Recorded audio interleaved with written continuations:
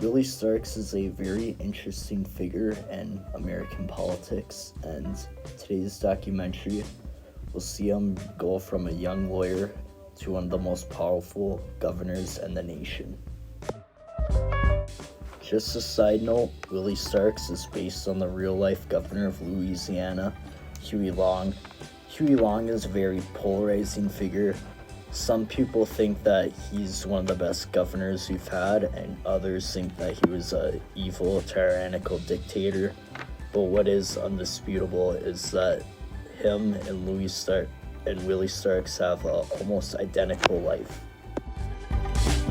To understand Willie Starks, we must understand what was happening in America at the time. This was the Jazz Age, a time where black culture was at its peak. There was many new art forms, most popular jazz music, which gives it its name.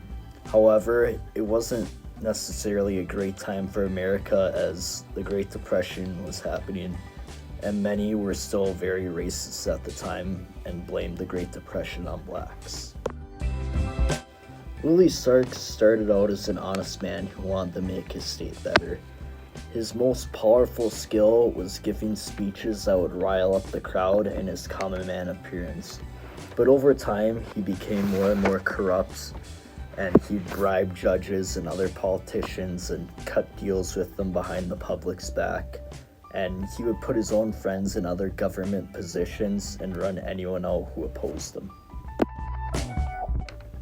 Willie Starks was a populist who appealed to the common man. However, in practice, he didn't really have an agenda, and he was just trying to do whatever got him more power.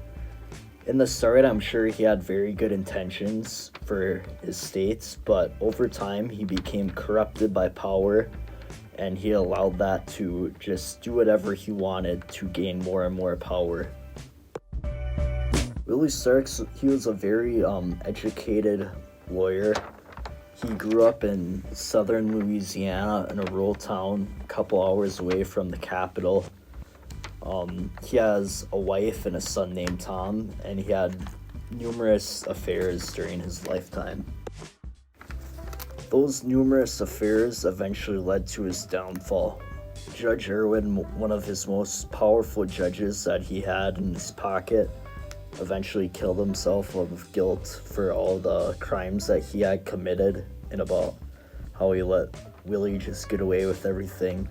And Willie in his time also made a ton of enemies, and eventually his enemies conspired with one of his mistress's brother and had him assassinated. And that marked the end of Willie Starks' tyrannical rule in Louisiana.